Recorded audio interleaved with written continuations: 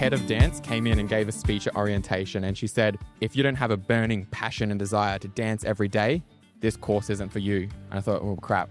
I love ballet, I love dance, but I also love French. I also love business. Yeah. I've also got to pick up a few part-time jobs to pay for the bills here in Brisbane. I wouldn't describe myself as that. And I got sick and went to hospital, got discharged, and gave me some time to reflect and pray about it and think about it. And I thought, no, I'm going to call CQ University and see if I can change into a Bachelor of Business. I think now's the time to change. It's the first week.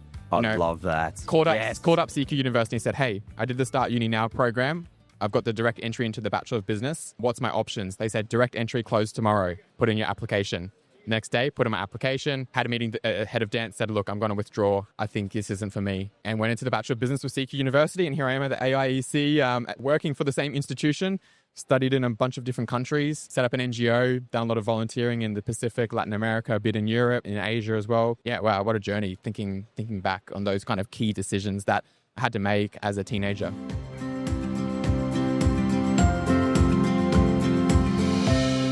G'day and welcome to Global Horizons. I'm your host, Rob Malicki, coming to you today from Ngunnawal Country in Canberra. My guest today, mate, I'm going to call you on the younger end of the spectrum for guests on the Global Horizons podcast.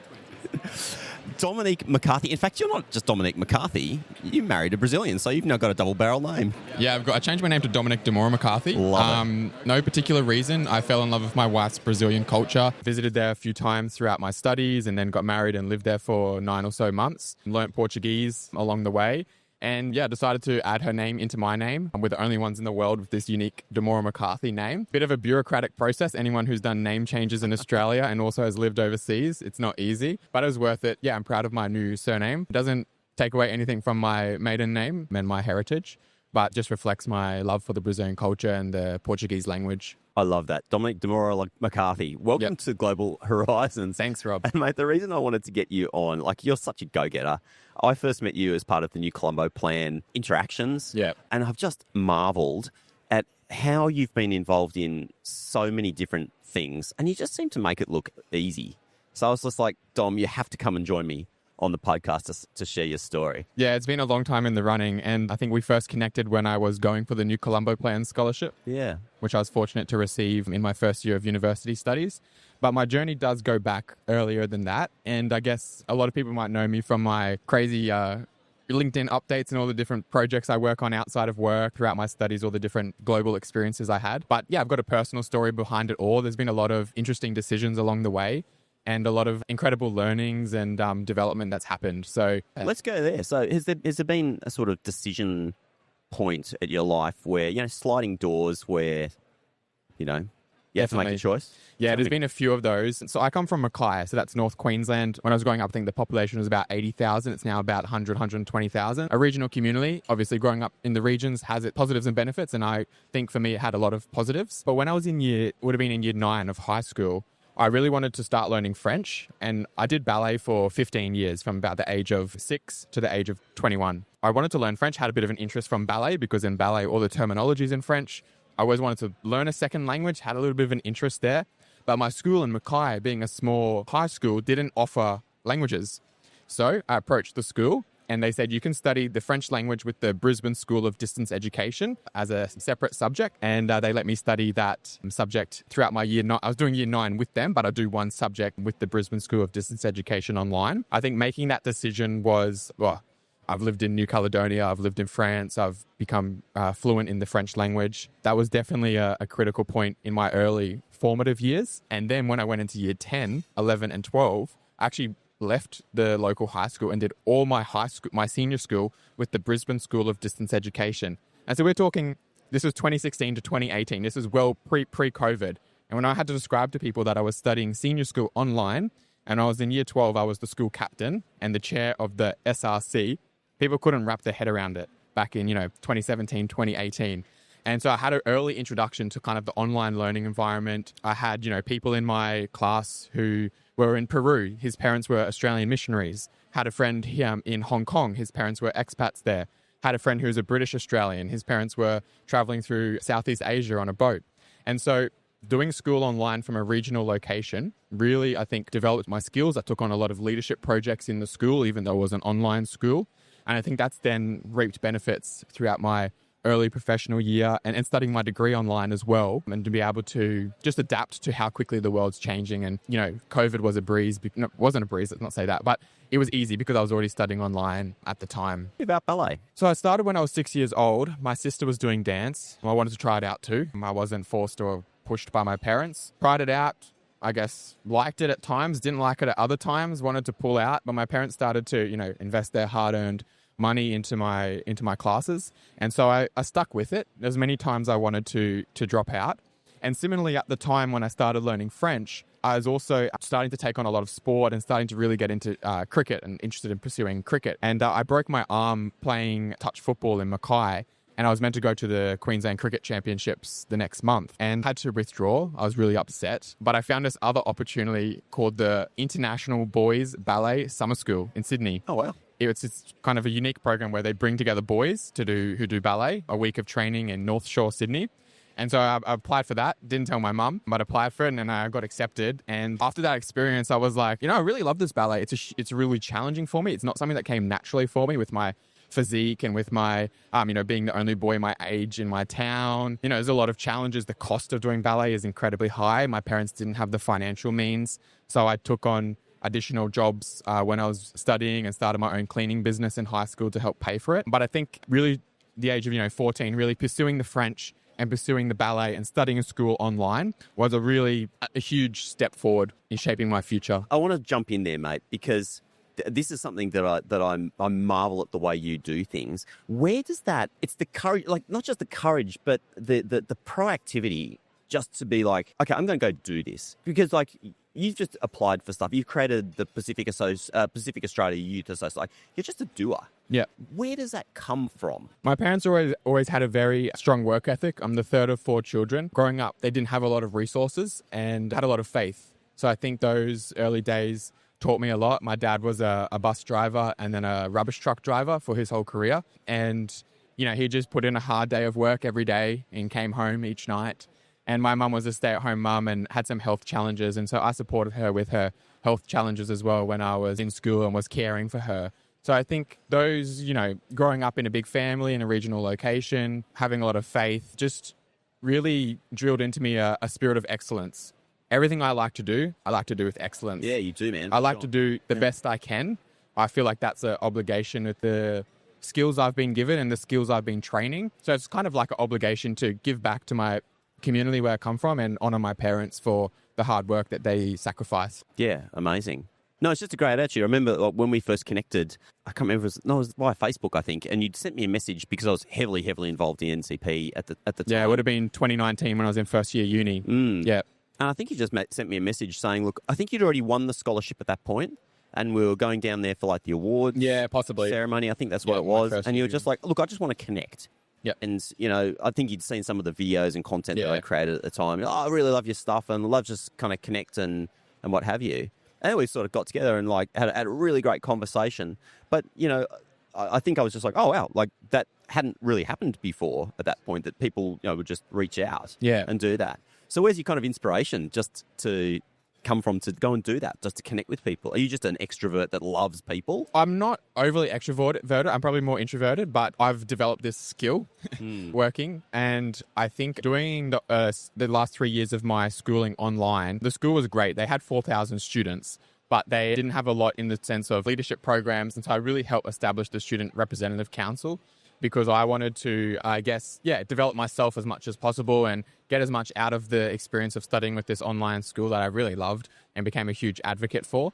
So when I was in year 12 at the school studying French, an opportunity got sent to my French teacher, and it was a new Colombo Plan trip to New Caledonia with James Cook University. Brilliant. James Cook University had received funding from the Queensland Government International Education Team to take 6 school students over to New Caledonia on this new Colombo Plan mobility project. And I thought, oh, what a great way to finish my year 12 studies. I'm not really interested in going to schoolies. Not so much my scene. Why not go do a 2-week study program in New Caledonia? I'd always wanted to go to France, hadn't had the resources or opportunity to go.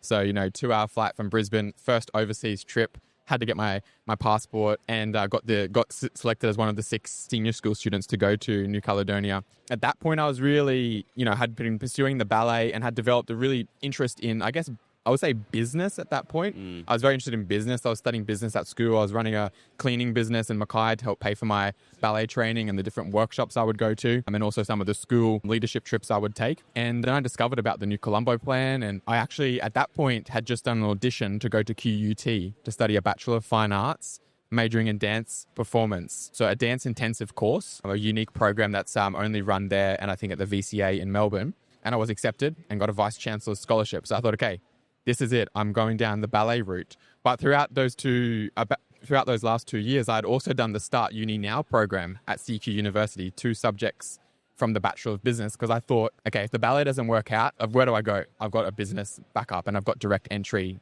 into the business degree. So yeah, moved down to, after this amazing experience in New Caledonia, came back to Mackay and moved to Brisbane a few months later with, all the different Centrelink support I could get and help with my parents, and, went to QUT to study a Bachelor of Fine Arts majoring in dance performance. And in the first week, there was 2 things that happened in the first week of that course.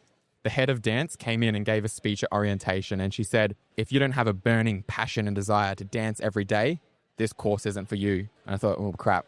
I love ballet, I love dance, but I also love French. I also love business. Yeah. I've also got to pick up a few part-time jobs to pay for the bills here in Brisbane. I wouldn't describe myself as that. And I got sick and went to hospital, got discharged, and gave me some time to reflect and pray about it and think about it. And I thought, no, I'm going to call CQ University and see if I can change into a Bachelor of Business. I think now's the time to change. It's the first week. I love that. Called up CQ University and said, hey, I did the Start Uni Now program. I've got the direct entry into the Bachelor of Business. What's my options? They said, direct entry closed tomorrow. Put in your application. Next day, put in my application, had a meeting, the head of dance said, look, I'm going to withdraw. I think this isn't for me. And went into the Bachelor of Business with CQ University. And here I am at the AIEC, working for the same institution, studied in a bunch of different countries, set up an NGO, done a lot of volunteering in the Pacific, Latin America, a bit in Europe, in Asia as well. Yeah, wow, what a journey thinking back on those kind of key decisions that I had to make as a teenager. How do you make those choices? I really love this moment in life where doors are open. I think as long as you've got doors open in life, you're going to be okay. Because you look through and you're like, try this one, and you're like, oh, maybe. And then you look in the next door and you're like, whoa, no, and you kind of come back quietly away and close that door. And, it's just this process of exploring and continuing.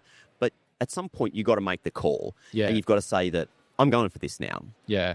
But when you make that call, it's like you can be closing other doors, and that's the human fear of loss. It's terrible when we feel like we're walking away from something. How do you make your choices when you're to choose? Yeah, when I was in year 12, coming from a regional city, I was very well known because I was doing ballet. So I was very well known in the arts community. I was doing a lot of networking at the Chamber of Commerce at the same time. So I was always like a bit of a networker and, was building my profile. And I thought about that decision between what course to study, like whether to go down the business or ballet route. And I thought, look, why not give the ballet a try? Everyone's been telling me that while you're young, go for it. And I had, done my homework and done my backup option and done the 2 business units at CQU and got that, give you 10 years of direct entry. So I thought, okay, could have a 10-year ballet career and then still go into business.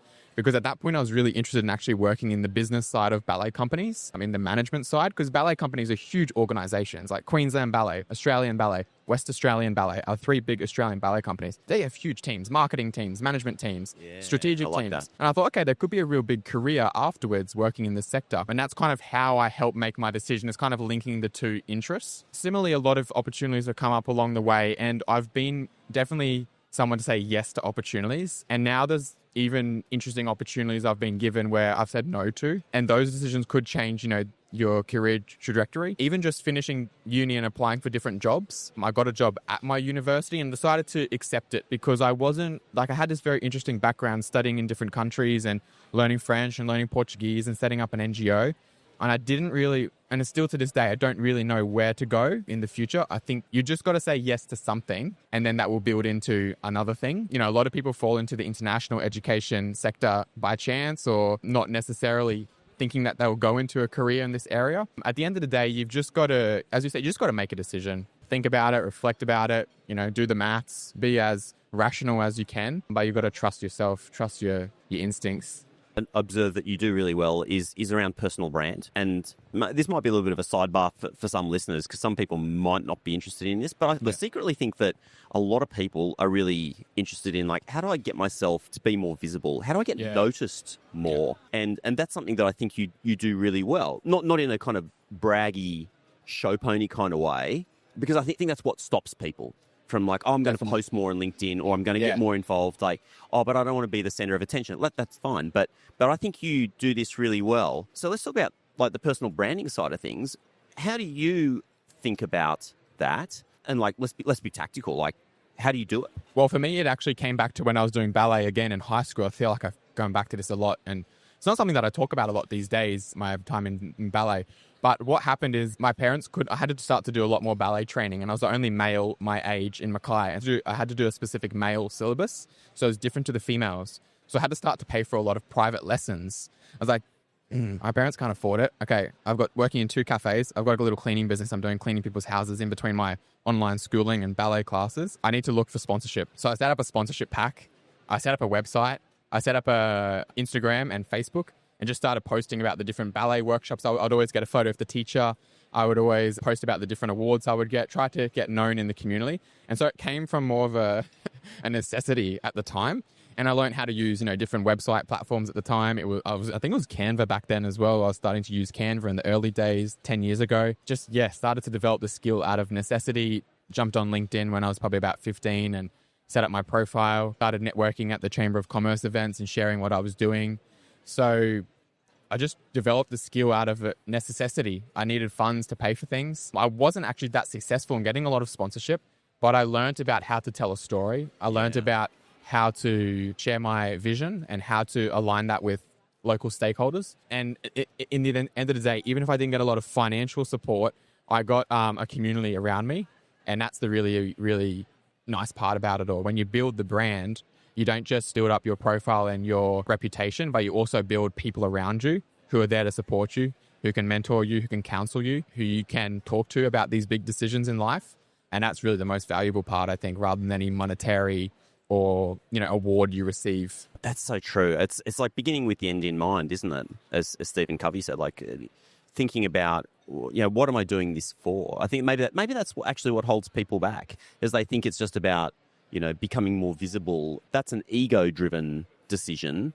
Whereas when you place a higher purpose that you're driving towards, like, I need to grow my followers on LinkedIn because I want to, achieve this thing, raise more money for a charity, whatever, then your purpose for doing it changes. Yeah. Yeah, absolutely. And I think I'm also at the stage now where a lot of my voluntary work, I think I'm always just promoting my voluntary work more than my professional work, but that's because I'm so passionate about it. And that's because it's also great examples of leadership. So don't just think about your personal brand as your professional role. What's your role in international education? You're the director of this, you're the marketing manager. But what community work do you do? And how can you share about that great work, get the message out about that NGO, get the message out about that charity, and acknowledge the voluntary hours you're putting in? That's also a way to think about building your personal brand. You don't just have to say, I received this award, or I'm on the podcast with Rob. No, I just spent the week. You're on the podcast with Rob. There we go. I just spent the week volunteering and look at these great young leaders I connected with. Let's profile them. And then at the same time, people are like, oh, okay, you're doing really good work. It's like, I'm doing it for others. I'm doing it as an act of service. Yeah. But you get the recognition, which is nice. Let's admit. Of course, it's but that's nice. Not what you do it for. So thinking about, expanding our thoughts about personal brand, not just in the professional sense, in the community and volunteering sense. Maybe you're a mum and dad. Share a story of your kids. People love that sort of content on LinkedIn and any social media, I think. The kids can send to it. But just broaden our horizons a little bit. No pun intended. So what are you working on right now? Well, so I'm working at CQ University at the Partnerships and as a Partnerships and Mobility Coordinator role. So that's my day job. And then I volunteer with the Pacific Australia Youth Association. It's a youth NGO I established when I got back from my new Colombo Plan scholarship during COVID lockdowns. I saw a gap in connecting Pacific Islanders and Australian youth and building a community of like-minded young people who want to volunteer and give back to their villages and want to upskill other young people. So definitely spend time volunteering with that organisation. I'm also the Director of Partnerships, another voluntary role with the Australia LATAM Emerging Leaders Dialogue. So volunteer with some programs in Latin America, where I've attended some ministerial summits in Brazil and Colombia over the past few years. And then also launched my own podcast 6 weeks ago called Not Just Leadership. I guess reflecting on the last 6 or 7 years abroad, back in and out of Australia with my studies and marriage and, all the sorts of adventures I've been on, and just sharing what I think about leadership, interviewing leaders from the Pacific and Latin America. And I'm one who, I think a lot of people have imposter syndrome, I think, and tall poppy syndrome too. Let's talk about that. I think I'm one who likes to kind of shatter that idea and just go for it. If you listen to any of my podcast episodes, you'll hear me say, I don't feel the most qualified to do this. I don't feel like I know everything about leadership, but I feel like I've got something to give and something to add to the conversation. So, hey, I'm going to back myself and share some of my stories and at the same time also profile other young leaders and give them a platform. Yeah, that's some of the things I'm working on, Rob. That's nice. Actually, as you're talking, I'm thinking about the LinkedIn and the personal branding side of things. And it's interesting the way you're talking there, Dom, because, having the confidence just to add your voice to the conversation. I think that's beautiful because so often people who are really authoritative, I mean, I know we're at a conference here, some extraordinary people here, and you actually don't hear their voices in a public forum very much. Privately, yes, maybe at a conference session if you're lucky. Yeah. But even people who are quite senior aren't necessarily comfortable sharing their ideas, contributing to that conversation because they feel like they're not the top. So why are they... Yeah, there's always going to be someone above you. There's always going to be someone better than you, And it's great to surround yourself with people who are better than you to push yourself. Bingo. But we all have something inside of us to give back and something to add to the conversation. I don't intend to, know everything. And I feel like I've developed a little bit of a niche over the last, say, 5, 6, 7 years working in the Pacific Islands and doing a lot of youth leadership and entrepreneurship programs. And I feel like, let's go back to when I was 14, like making that decision between ballet and cricket and picking up the French. I feel like really after 10 years of like self-discovery, I'm actually starting to chart a little bit of a path forward. And yeah, I've been an avid LinkedIn poster for the last, 5, 6, 7 years, but it's a thing that takes time as well. And, so everyone's on their own trajectory. So even, the senior leaders who are listening to this and directors and vice chancellors and maybe ministers, who knows who's listening in, but they're all also on their own personal journey. And it's something that does take time. You've got to build up this muscle. It's not natural to anyone to go and talk about yourself on LinkedIn and do a podcast. It's a muscle you have to develop. It's like, communication skills, public speaking skills, going to the gym. It's something that takes time. I've delivered youth workshops in, 10 different countries across the globe over the past few years. And the first one's always the hardest one. So it's just about getting over that initial hump. My first podcast I recorded a couple of months ago, that was hard. I felt so awkward. I was red under the lights. I had my, not script, but my run sheet there. My wife said it was very good. I don't know. It's awkward. That first LinkedIn post, awkward. That first comment to the media is awkward. That first, just get over that hump.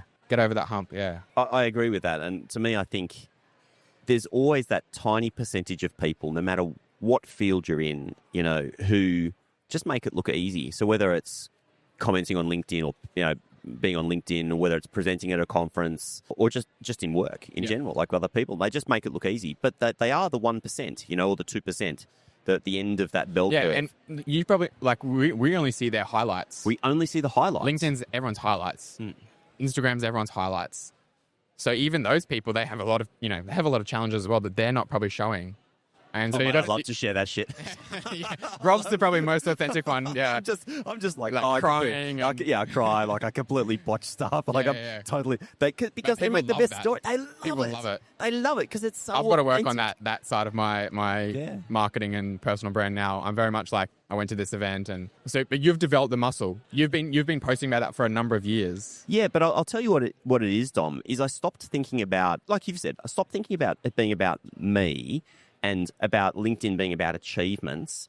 And I started thinking about the story. And every day, you're looking out for what's an interesting story to tell. It could be anything. It could be like you're crossing the road and you saw a pen on the ground. Yep.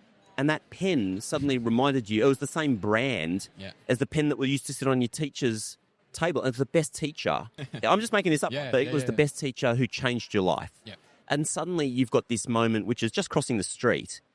to becoming an immersive story about a moment of change. And that, to me, is beautiful, whether it's in a positive context, something good that happened to you, or whether you got slapped in the face because you stuffed something up, you failed at a project, closed my business because of COVID. Like, technically, massive failure, right? Multi-million-dollar business going to zero. You could say that that's the biggest failure in my life. But the way I tell the story about that isn't about whether it was good or bad. It's just about the story. Yeah. And that, I think, is very humanising. Yeah, definitely.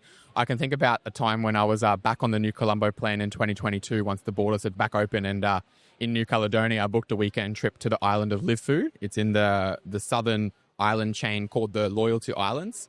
And I booked an Airbnb to stay in a local tribe in the traditional La Case, which is the hut. And I was there with a Kanak Indigenous man. And I got speaking in French and telling them where I come from. I come from Mackay. And I know the history of my city, Mackay. And I discovered this when I got back from New Caledonia at the end of year 12, that Mackay has a very long history of New Caledonia and the other Melanesian islands because they took over the blackbirding slave trade to work on our sugar farms. There's a book by Clive Moore, the UQ researcher, called Kanaka, A History of Melanesian Mackay. So I'm there in New Caledonia on my New Colombo Plan scholarship in the local tribe, speaking in French to the elder and talking about, how there was a group taken from Lifu to work in the sugar farm in my city, and he knew about it as well. Wow. And then, I went for a walk along the street, and I thought to myself, we need to get young leaders over here to New Caledonia. We need to get some sort of... I've got the Pacific Australia Youth Association I established a couple of years ago. Borders are reopening. I'm here in New Caledonia for another 7 weeks. What can we do? So I thought, let's put together a youth leadership summit. Sounds fancy. Worst case scenario, I'll just get my friends and we'll have a little round table discussion, have lunch together. Best case scenario, we'll get international delegates from other Pacific Islands and Australia come in. We'll have a multi-day event. We'll have sponsors. We'll have speakers. We'll do cultural activities. 6-7 weeks later, we had 30 people. Half of them came from overseas. 2.5-day event. Had a bunch of different sponsors, both Australian sponsors and international sponsors, local sponsors in New Caledonia. We just put the wheels on this thing and went ahead with it. And so, that little moment of reflection in the local community led to this kind of ripple effect across the region. And that Youth Leadership Summit has now been taken to Tonga, has been taken to Nauru, and has been taken to Solomon Islands this year.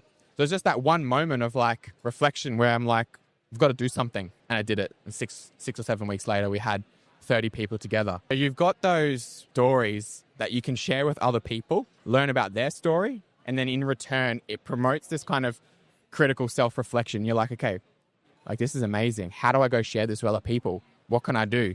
Can I put together a conference? Well, I can't do that. I can't bring in 15 international people and 15 locals in 6 weeks while doing an internship at the Australian Consulate General and New Caledonia Trade and Invest. Yeah, I can.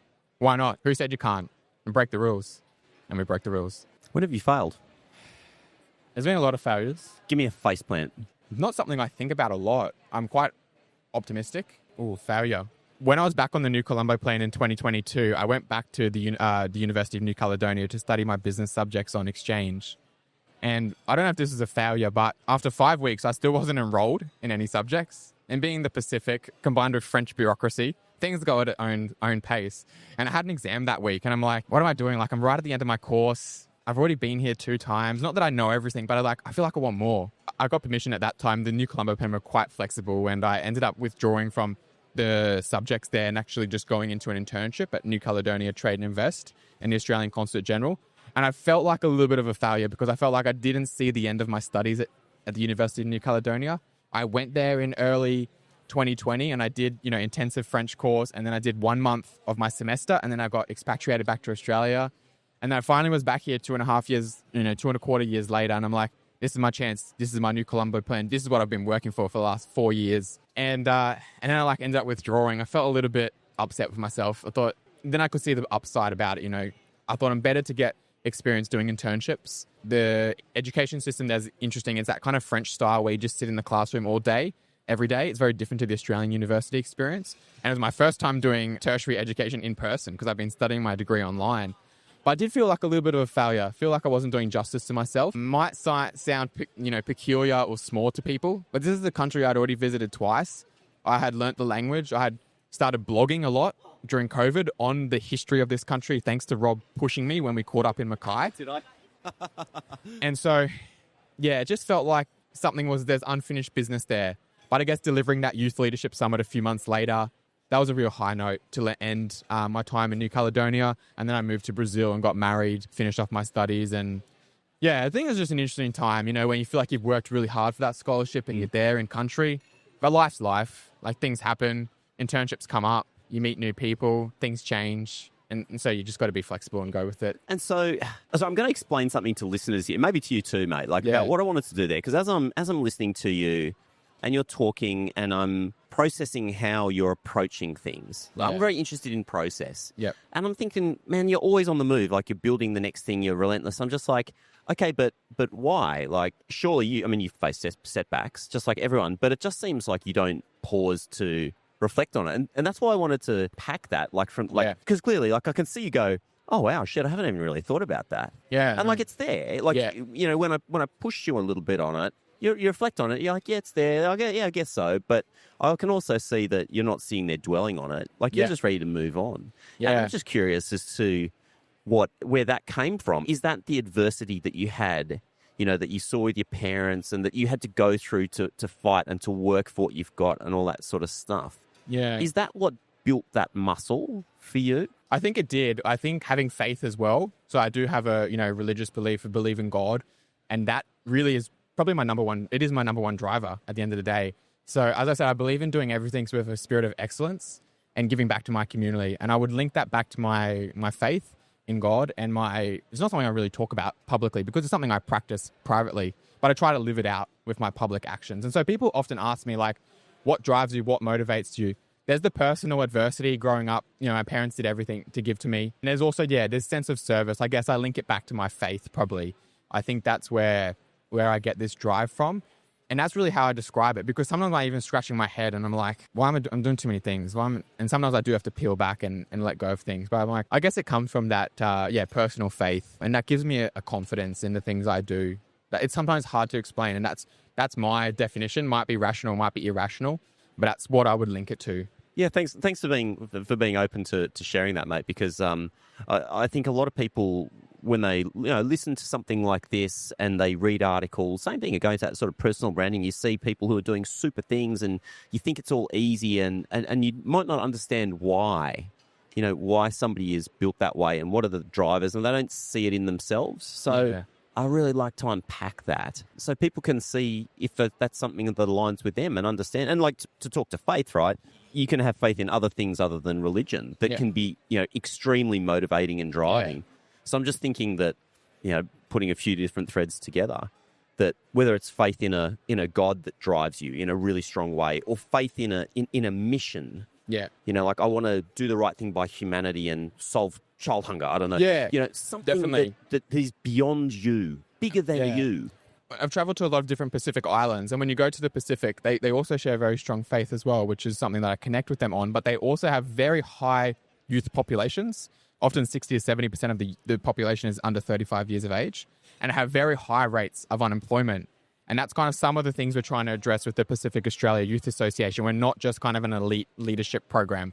We're running grassroots initiatives in the village, in the local community. I've seen that there's a real big need out there, and there's a lot of Australians who are interested in the Pacific, or you see the headlines of what's happening on kind of the diplomatic level, but we really don't have a good grasp of our neighbours and our history.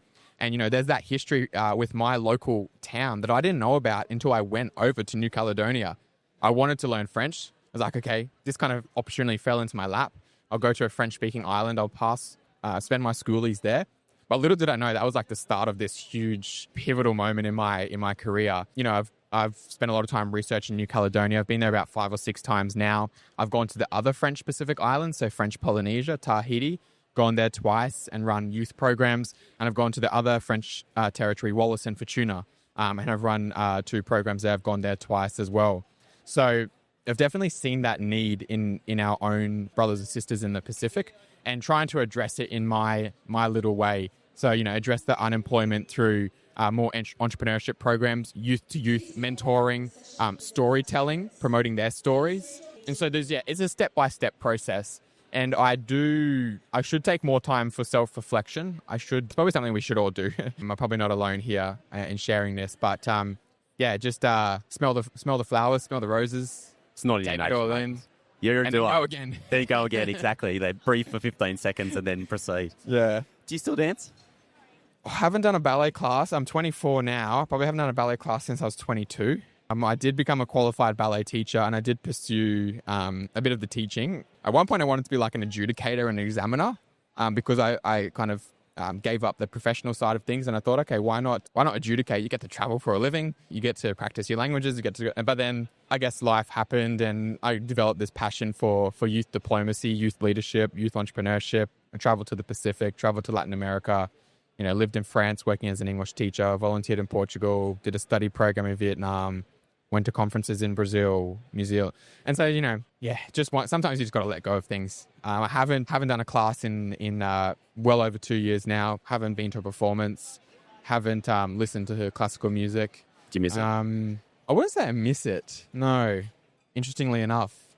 It's not something I think about, as a lot as well. Kind of got my own projects now that I'm focusing on. So I appreciate the 15 years that I did it for and what it gave me and the resilience I built and, some injuries along the way. The personal hardship was very strong from the financial perspective and from the loneliness perspective. Regional Queensland, only boy doing at my age. Ballet is very toxic politically in terms of mums and dads too. And a lot of amongst themselves, the girls and even the boys too. So I learned a lot from, I guess, about politics and diplomacy throughout those. I really appreciate the 15 years I did it.